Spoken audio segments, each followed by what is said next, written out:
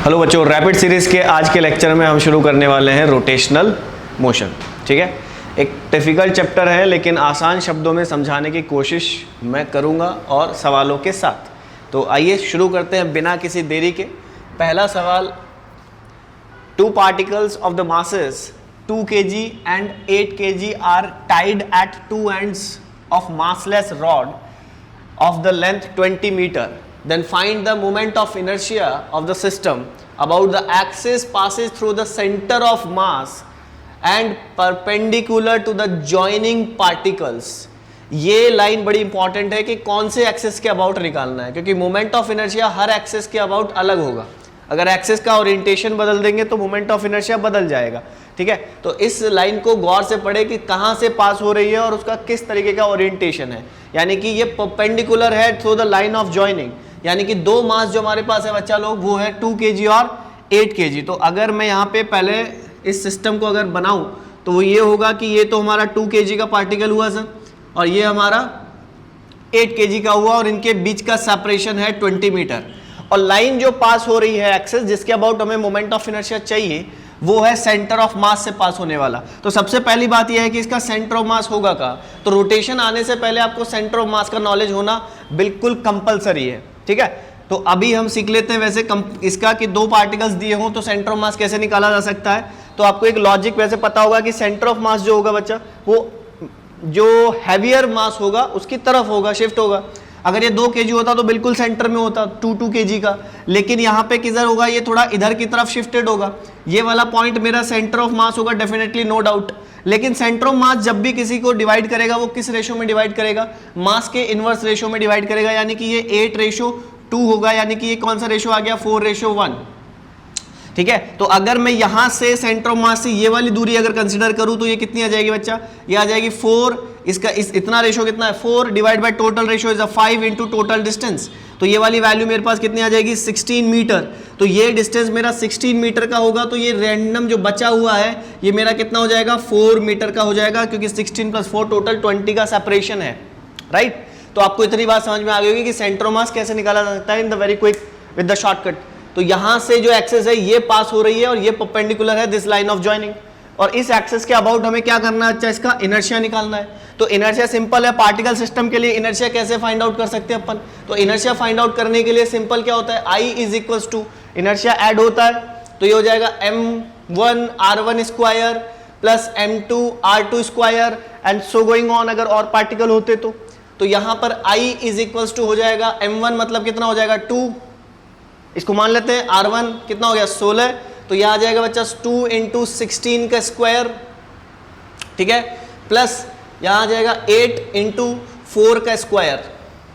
ठीक है, तो यह आ गया हमारे पास 2 × 16 का स्क्वायर, हमारे पास बच्चा कितना होता है 256, प्लस ये हो जाएगा 8 × 4 का स्क्वायर 16, और इसको मल्टीप्लाई करके अगर हम ऐड करेंगे कितना हो गया, ये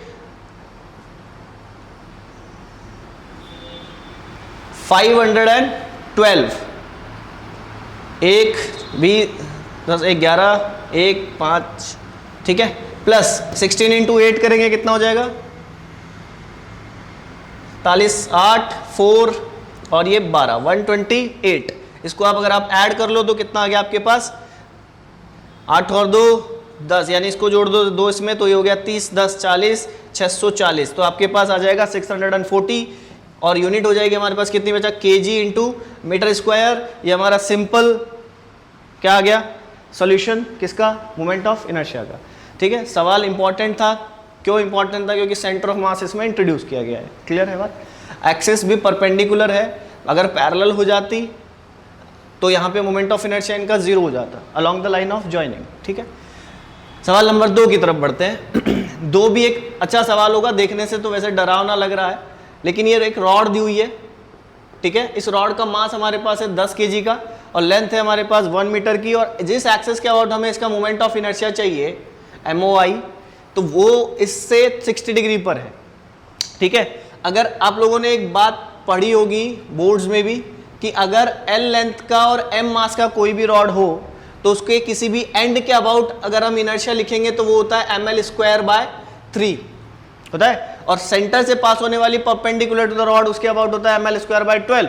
तो अगर स्ट्रेट होता तो ये वाला फॉर्मूला लगा के हम क्वेश्चन निपटा के निकल लेते आगे, लेकिन यहां पर क्या है, ये स्ट्रेट नहीं है, एक्सिस के कितने एंगल पर है, 60 पर है। तो हमें क्या करना है कि इसकी लेंथ को एक्चुअल लेंथ लेना पड़ेगा परपेंडिकुलर वाली, और वो कितनी हो जाएगी, L sin थीटा, ठीक है। तो यानी कि यहां पे जो इनर्शिया आएगा हमारे पास वो आएगा ml²/3 into sine square theta, और साइन स्क्वायर थीटा मतलब m की वैल्यू कितनी आ गई बेटा 10 इंटू एल स्क्वायर मतलब 1 का स्क्वायर 1 ही रहेगा, तो ये आएगा 10/3 इंटू साइन स्क्वायर थीटा मतलब साइन स्क्वायर 60 डिग्री, और साइन 60 की वैल्यू कितनी होती है √3/2, तो ये वैल्यू हो गई 10/3 इंटू √3/2 का मतलब हो गया 3/4, 3 से 3 कैंसिल, 10/4 का मतलब हो गया कितना 5/2 मतलब 2.5, तो आपके पास ऑप्शन नंबर 1 आपका करेक्ट आंसर हो जाएगा। तो ये हमारा रिलेटेड हुआ, किससे रिलेटेड सवाल हुए, इनर्शिया से रिलेटेड सवाल हुए, यानी कि एक तो हमने पार्टिकल वाले सवाल देखा और एक हमने किसका देखा, रिजिड बॉडी का देखा, और एक दो सवाल हम बॉडी रिजिड बॉडी के इनर्शिया के देखेंगे, उसके बाद हम बढ़ेंगे टॉर्क की तरफ और फिर रोलिंग मोशन की तरफ, ठीक है। तो अगला सवाल नंबर 3, कैलकुलेट, फिर से वही मोमेंट ऑफ इनर्शिया कैलकुलेट करना अपने को। Uniform rectangular lamina of the mass 6 kg about the centroidal axis pass perpendicular to the plane of lamina, यानी कि ये हमारे पास एक लैमिना है, लैमिना मतलब समझते हो 2D ऑब्जेक्ट है, और इसकी हमारे पास लेंथ दी हुई है और विड्थ दी हुई है। लेंथ हमारे पास 3 मीटर की है और विड्थ हमारे पास 2 मीटर की है, ठीक है।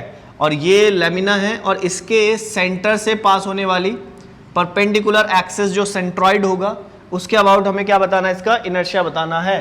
तो ये होगा परपेंडिकुलर एक्सिस थ्योरम से, मतलब कि अगर एक एक्सिस अगर आप ये पास कर दो और एक एक्सिस यहाँ से, यानी कि ये वाला एक्सिस किसके परपेंडिकुलर है, बी वाली साइड के, और ये वाली एक्सिस एल को बाइसेक्ट कर रही है, ठीक है। तो 2 हो गए यहाँ पर, तो इस एक्सिस के अबाउट इनर्शिया कितना होगा, रॉड की तरह ट्रीट करना है इसको, मतलब अगर आप इधर से देखोगे इसको तो ये दिखेगा आपको इस तरीके की रॉड जिसकी लेंथ b है और ये एक्सिस ये इसके सेंटर से पास हो रही है, तो इसका इनर्शिया आप क्या लिखोगे, mb²/12, तो इसका इनर्शिया लिखोगे mb²/12, और ये वाली जो एक्सिस है इसका इनर्शिया लिखोगे ml²/12। तो ये वाली जो एक्सिस है ये परपेंडिकुलर है म्यूचुअली तीनों आपस में, और 2 एक्सिस एक ही प्लेन में लाई कर रहा है और तीसरा जो है वो इन दोनों के परपेंडिकुलर है। तो यहाँ पे परपेंडिकुलर एक्सिस थ्योरम का यूज करके जो सेंट्रोइड से पास होने वाली एक्सिस है थ्रू द लैमिना, उसका इनर्शिया होगा कितना, आई बी के about plus I of L के अबाउट। तो अगर आप दोनों को ऐड करोगे तो आपको मिलेगा m/12 bracket l² plus b²। तो यहां से आपको देखना होगा कि मास कितना दिया हुआ है इसमें 6 kg का, तो ये हो गया 6/12 इंटू l² प्लस b², मतलब l कितना अपना 3 है, तो 3 का स्क्वायर हो गया 9 और 2 का हो गया 4, तो 3 9 मतलब कितना हो गया ये 13। तो यहां से आप देखोगे 12, तो कितना आ गया बच्चा, ये 13/2 हमारा इसका राइट और करेक्ट आंसर होगा। क्लियर है। अगले सवाल की तरफ बढ़ते, सवाल नंबर है 4।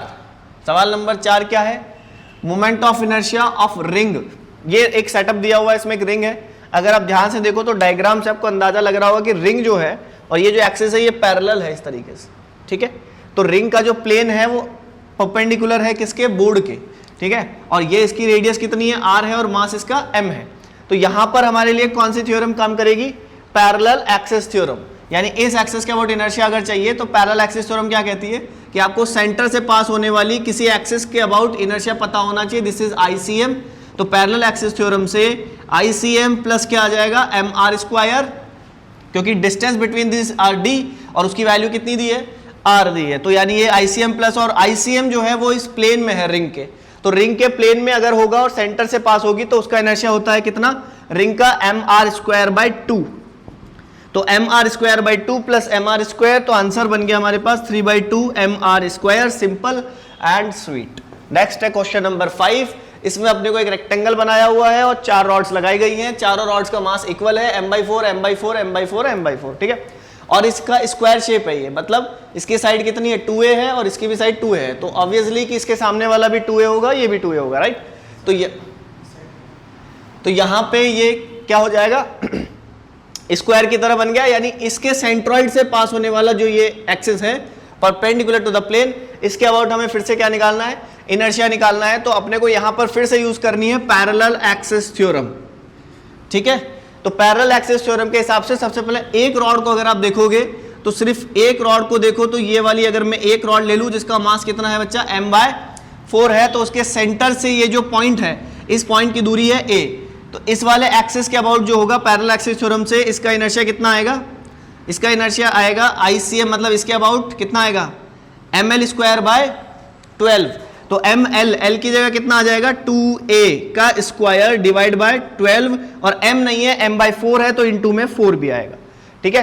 तो ये हो गया ml²/12 प्लस, यानी ये तो हुआ ICM प्लस md² मतलब m/4 इंटू a², तो ये हुआ मेरा एक रॉड का इनर्शिया। ऐसी कितनी रॉड है हमारे पास, आइडेंटिकली 4 रॉड्स है, तो टोटल हमारे पास इनर्शिया इसको क्या करने का है, 4 से आप मल्टीप्लाई कर दोगे तो आपका आंसर हो जाएगा m2a²/4 इंटू 12 प्लस ma²/4, ये मेरा करेक्ट आंसर होगा। 4 से आप मल्टीप्लाई करके फाइनलाइज कर सकते हैं आंसर क्या होने वाला है, सिंप्लीफाई करना आपका काम है।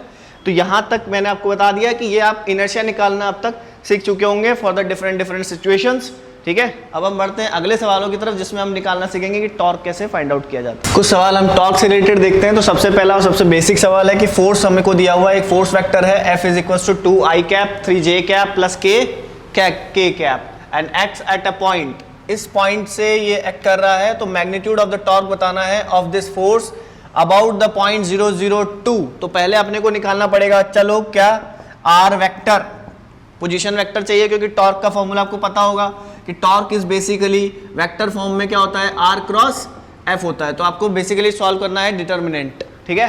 तो r वेक्टर पहले निकाल लेते हैं। तो r वेक्टर कैसे आएगा, इस वाले कोऑर्डिनेट के का वेक्टर बनेगा क्या, 2i cap minus 3j cap plus k cap minus क्या करना है इस वाले पॉइंट का पोजीशन वेक्टर, तो ये i तो 0 हो जाएगा, j भी 0 हो जाएगा, तो बचेगा सिर्फ क्या 2k कैप। तो हमारे पास r वेक्टर आ गया कितना, 2i cap minus 3j cap minus का k कैप, ये हमारा r वेक्टर हो गया। और f अपने को दिया हुआ है कितना बच्चा लोग, 2i cap plus 3j cap plus k cap. तो टॉर्क का फॉर्मूला अगर आप लगाओगे बेसिकली, तो torque is a vector this is equals to r cross f।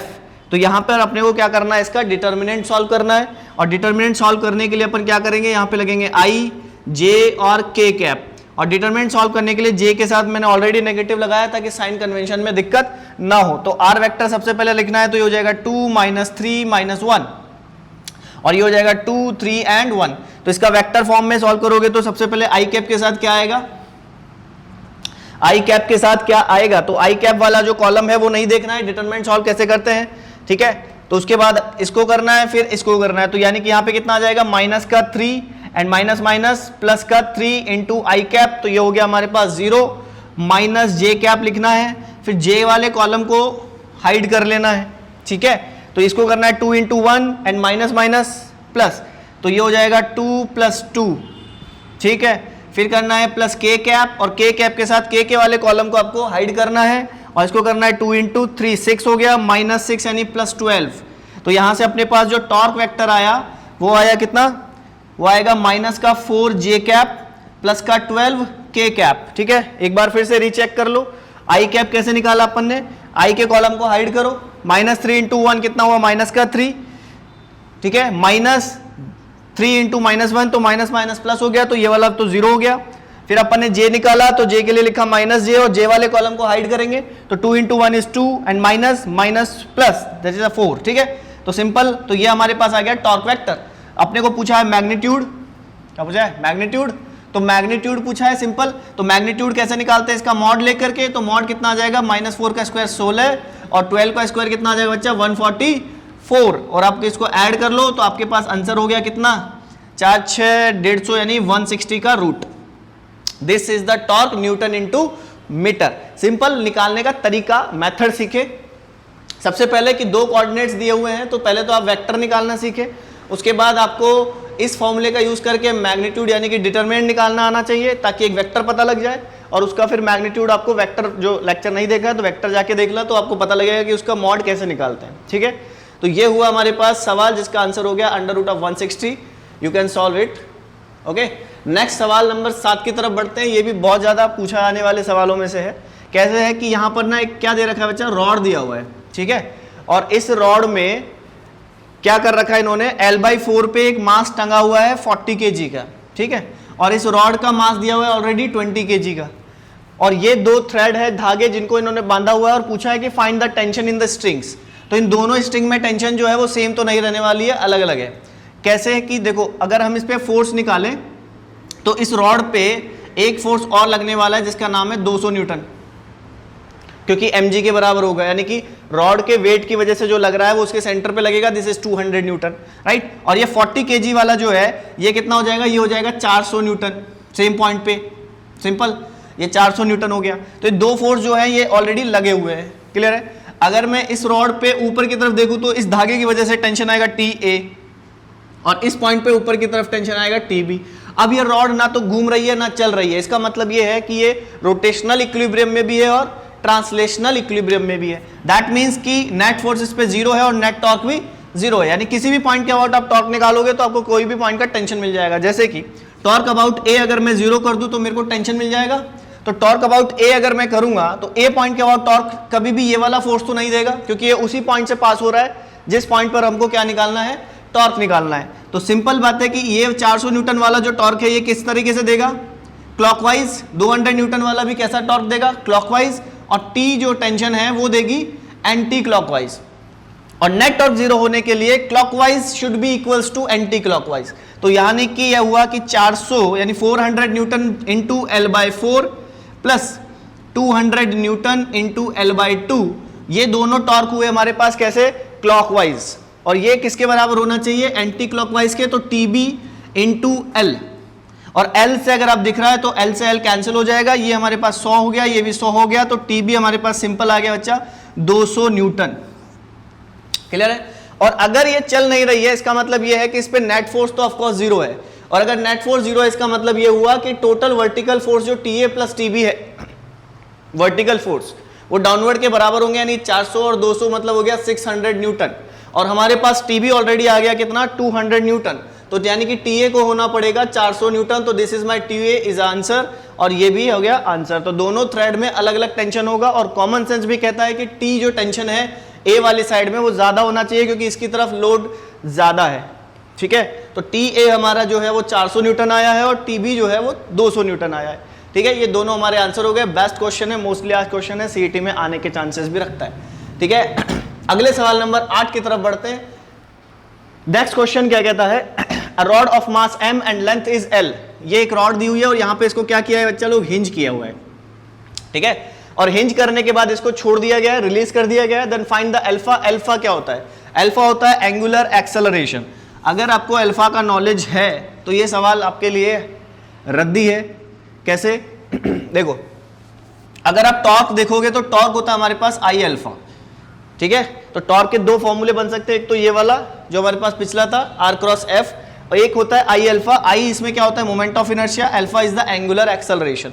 तो टॉर्क जो इस पॉइंट के अबाउट निकालना होता है, उसी पॉइंट के अबाउट हमारा इनर्शिया भी होना चाहिए। तो मैक्सिमम टाइम पर इस सब फॉर्मूले को जब भी आप यूज करेंगे तो आप हमेशा कोशिश करना है कि आपको टॉर्क जिस पॉइंट के अबाउट ले रहे हैं, इनर्शिया भी आपको उसी पॉइंट के अबाउट होना चाहिए, ठीक है। तो इस रॉड में मैंने देखा कि इसको घुमाने के लिए जिम्मेदार कौन है, वो है mg। तो और ये हिंज के अबाउट अगर मैंने टॉर्क लिखा तो हिंज के अबाउट ही मैंने इसका इनर्शिया भी लिखना है। तो हिंज के अबाउट टॉर्क कितना आ गया सर, वो आ गया मास इंटू L/2। ये किसके बराबर हो जाएगा, क्योंकि ये L/2 है, सेंटर पे लगेगा सब। तो I कितना, इनर्शिया कितना हो गया, ml²/3, रॉड का एक एंड के अबाउट इनर्शिया, इंटू अल्फा। तो अल्फा पूछा था, m से m कट जाएगा, एक L से एक L कट जाएगा, तो अल्फा का वैल्यू कितना आ गया, दिस इज 3/2 G/L। ये आ गया मेरा angular acceleration of this road. तो ये हमारा आंसर हुआ इस सवाल नंबर 8 का। तो अभी तक हमने सीखा इनर्शिया कैसे निकाले जाते हैं, टॉर्क का क्या क्या यूज है, टॉर्क का बेसिक यूज क्या है, टॉर्क का रोटेशनल डायनामिक्स में कैसे यूज है, और टॉर्क की वजह से हम कैसे एंगुलर अगर कोई घूम रहा है क्योंकि रोटेशन करेगी तो रोटेशनल इक्विलिब्रियम तो नहीं है, तो रोटेशनल इक्विलिब्रियम नहीं है तो torque is equals to I alpha का कैसे यूज करके हम अल्फा निकाल सकते हैं, ठीक है। अगला एक और हम क्वेश्चन करेंगे टॉर्क से रिलेटेड, और उसके बाद हम सीधा शिफ्ट करेंगे किस पे, रोलिंग मोशन पे, ठीक है। चलो बढ़ते हैं। नेक्स्ट है क्वेश्चन नंबर 9।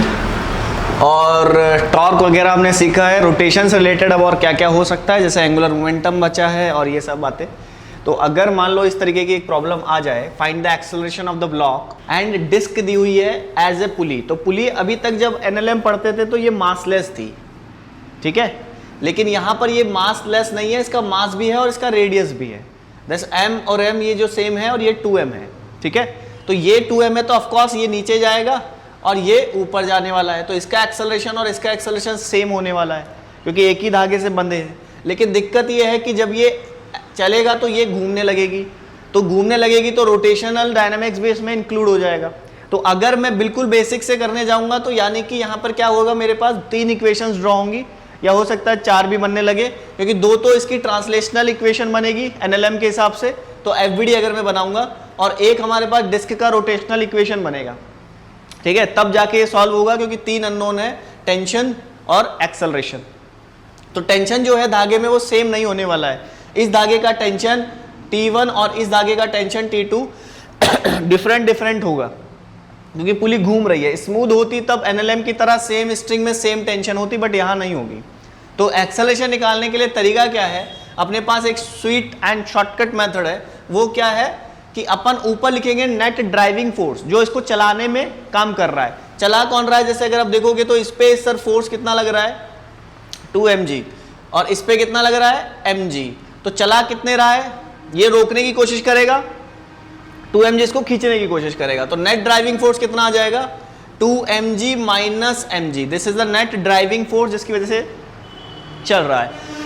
नीचे आएगा टोटल मास, टोटल मास कितना आ जाएगा 2m plus m plus disc का क्या लिखेगा, डिस्क का निकलेगा I/r²। ये पुली के लिए, रोटेशनल ऑब्जेक्ट के लिए। तो यहां पर एक्सेलरेशन जो आएगा बच्चा लोग वो कितना आ जाएगा, देखो ऊपर आ गया हमारे पास mg आ जाएगा, सॉरी ये हो गया 3m प्लस इनर्शिया, डिस्क बोला है तो डिस्क का इनर्शिया कितना होता है सेंटर के अबाउट mr²/2।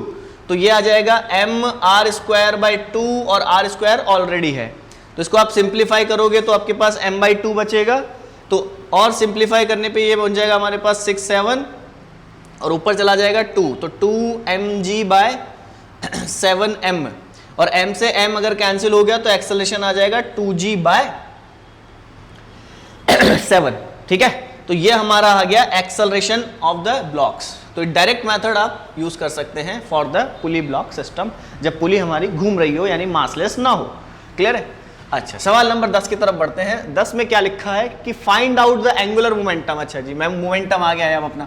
तो momentum of the rod about an axis is passing through the O, यानी यहां से मान लेते हैं इस एक्सिस से पास होने वाली, इस पॉइंट से पास होने वाली एक्सिस के अबाउट इसका क्या बताना है, एंगुलर मोमेंटम बताना है। तो एंगुलर मोमेंटम क्या होता है, L इज इक्वल टू होता है I ओमेगा।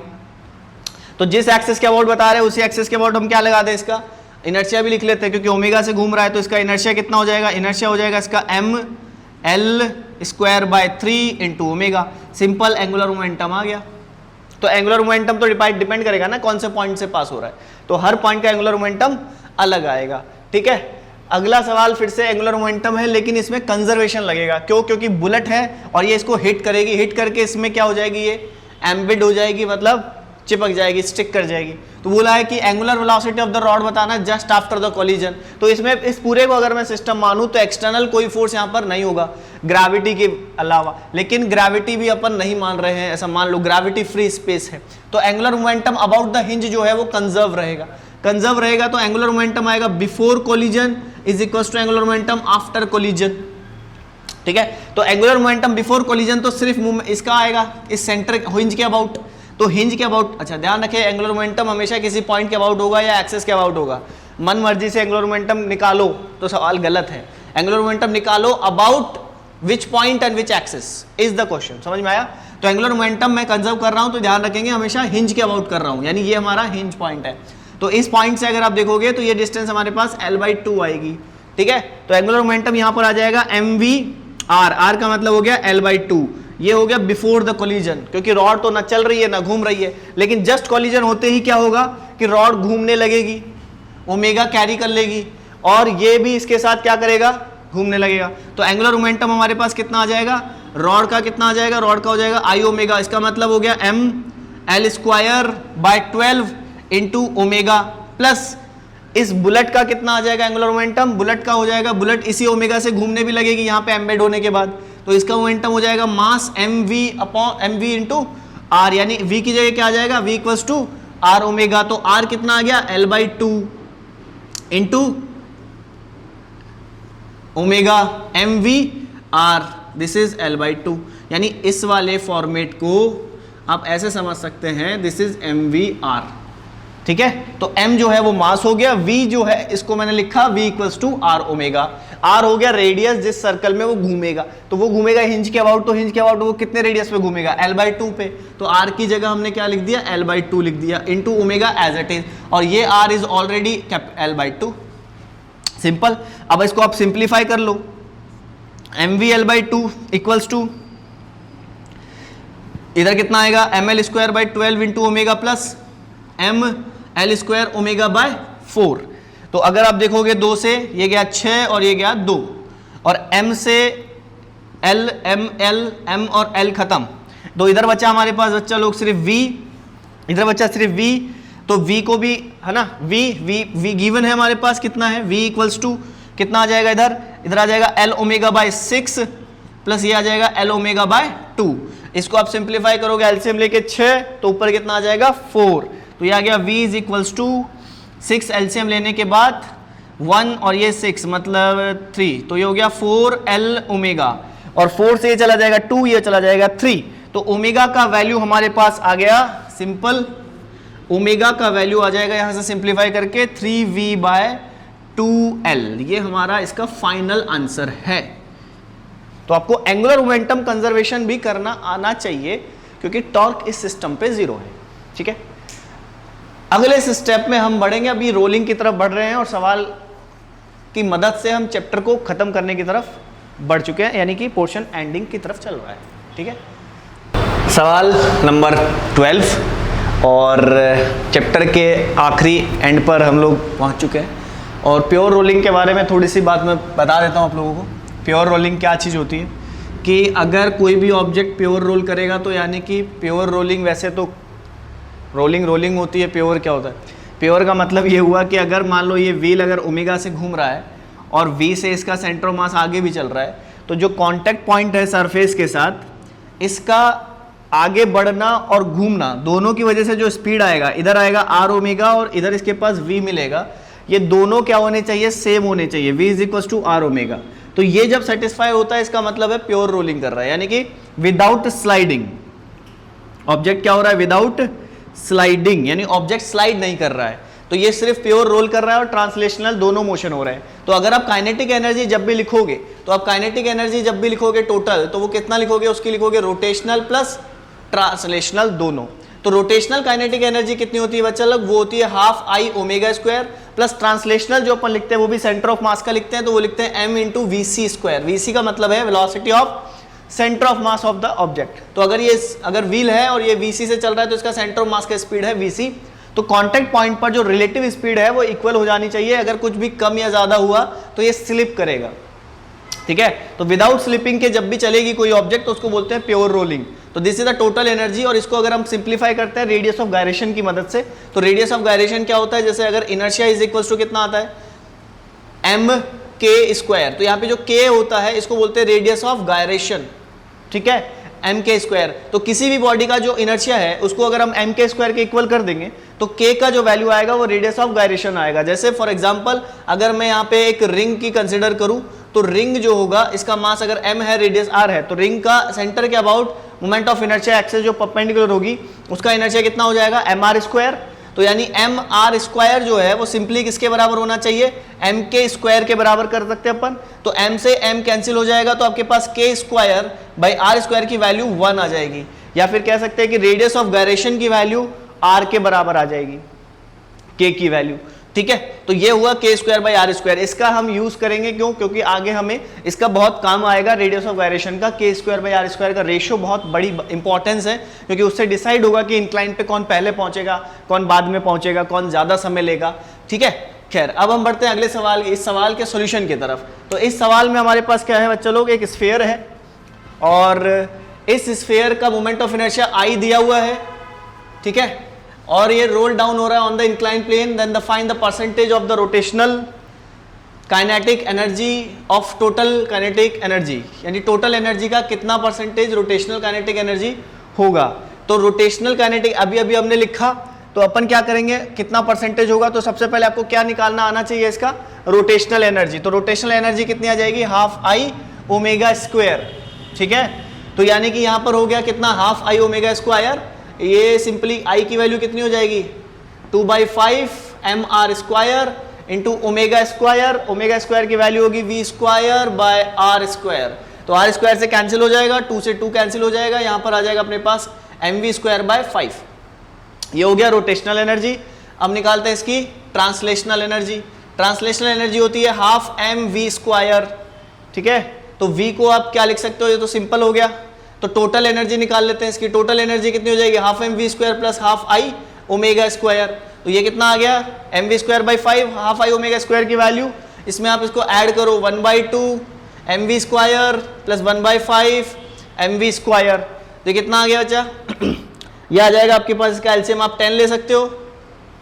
तो इधर आ जाएगा 5 प्लस 2 यानी कि 7/10 mv स्क्वायर। ये मेरे पास आ गई टोटल काइनेटिक एनर्जी। तो अपने को परसेंटेज निकालना है, तो टोटल ट्रांसलेशनल किसका परसेंटेज निकालना है, रोटेशनल का। तो रोटेशनल कितनी आ गई, mv स्क्वायर बाई 5, कितने में से, 7/10 mv स्क्वायर में से। यानी कि जैसे मार्क्स अपन निकालते हैं टोटल में से कितना आए, उसी तरीके से यहाँ पे लिखोगे mv square by 5 divided by 7 mv square by 10 into 100. This is the percentage of the rotational energy to the total energy, ठीक है। तो ये सिंपल फॉर्मूले हैं, आपको समझ में आ रही होगी बातें। सवाल नंबर 3 की तरफ बढ़ते हैं।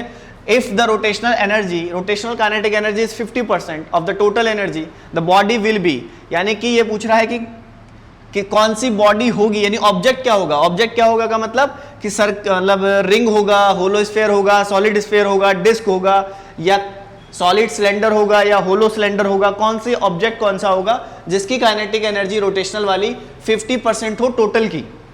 तो मैं आपको एक तरीका बताता हूं कि टोटल एनर्जी, काइनेटिक, ट्रांसलेशनल, मतलब इसको बोलते हैं रोटेशनल एनर्जी और ट्रांसलेशनल एनर्जी।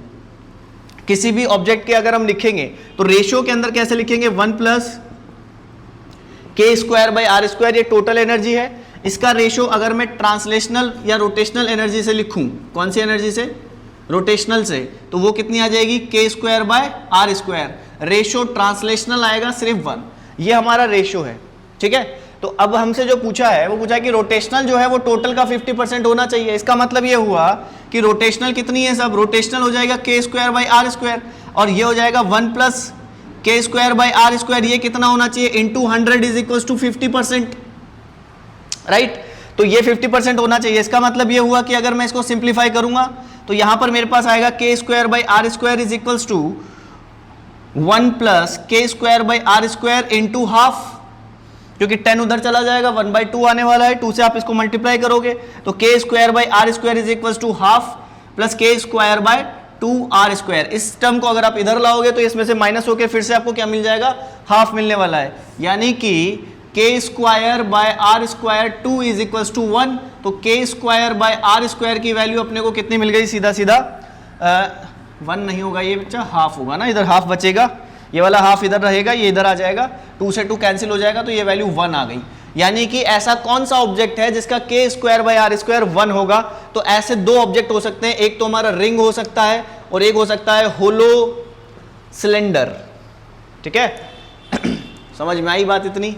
अब आखिरी और इंपॉर्टेंट फॉर्मूलेज जो इंक्लाइन प्लेन के लिए वैलिड है वो है ये, इसको आप जरूर नोट करिएगा। v of rolling is √2gh upon 1 plus k square by r square, और एक्सेलरेशन होगा g sin theta upon 1 plus k square by r square. यहां से सवाल कैसे बनने वाले हैं, सवाल बनने वाला है कि आपको पता होना चाहिए के स्क्वायर बाई आर स्क्वायर की वैल्यू किसकी कम है किसकी ज्यादा है, क्योंकि अगर ये वैल्यू जिसकी ज्यादा होगी उसका डिनोमिनेटर का वैल्यू बढ़ जाएगा और इसकी वैल्यू बढ़ने से एक्सेलरेशन घट जाएगा।